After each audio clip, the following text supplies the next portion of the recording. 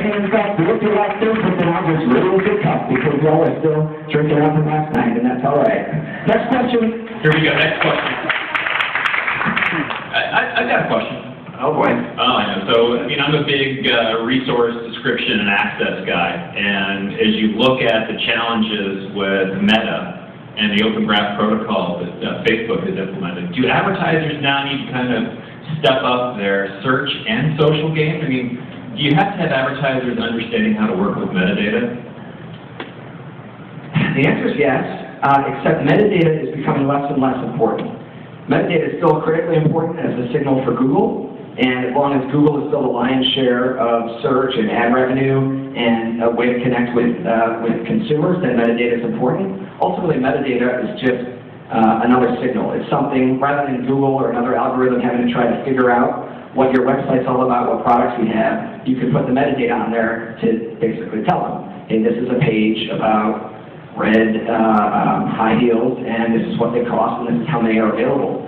Now, as more and more of the shift starts to happen to actual real people signals, rather than what a brand or a marketer just puts in the code behind their site, it becomes less and less important to make sure that you're putting all your energy into coding your website. It's still important, you still have to do it. Google's going to be around for a long time indexing the web that way, but a strategy that you need to have today is how to get the signals from people, because that's what Bing is starting to take more into account for their algorithm, and certainly as more people stay within the Facebook wall and search within Facebook, that's what they're going to be looking for. So who's managing communities out there?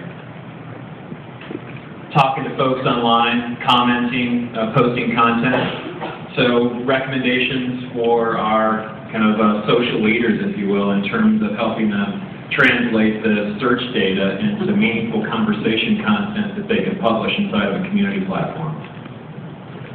We'll wrap this one. Okay, bring it on, brother. All right. Throw your hands up if you're feeling me, because we're about to talk about community. And I've got one thing to say on the matter, that you know this is not a leather platter, it's actually pleather with a P. And that's one thing that you got to remember for you and me. When you're in social, you just can't fake it. If you really want to make it, you got to sometimes expose yourself naked and stay into the raw. You can't be clean if you know what I mean. Because the thing about Google and search in general is it's all about keywords, and that's like a medical device. It's going to keep you alive. It's that one thing that'll make you thrive. But in social, it's about interest. It's about likes, and it's about interest. That's digital interest. I just coined a new buzzword, Pinterest. Digital interest. That's what this is all about. Wow. So, in case you didn't Wow, you heard it here first.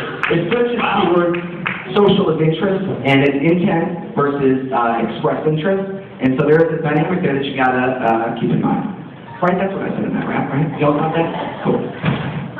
Questions, hands, thinking, thoughts? Y'all don't want me to rap anymore, do you? Maybe after some more coffee. All right, well, if no more questions from the audience, let's get a giant round of applause to Lyrical MC, also here in Goldman. Thank you.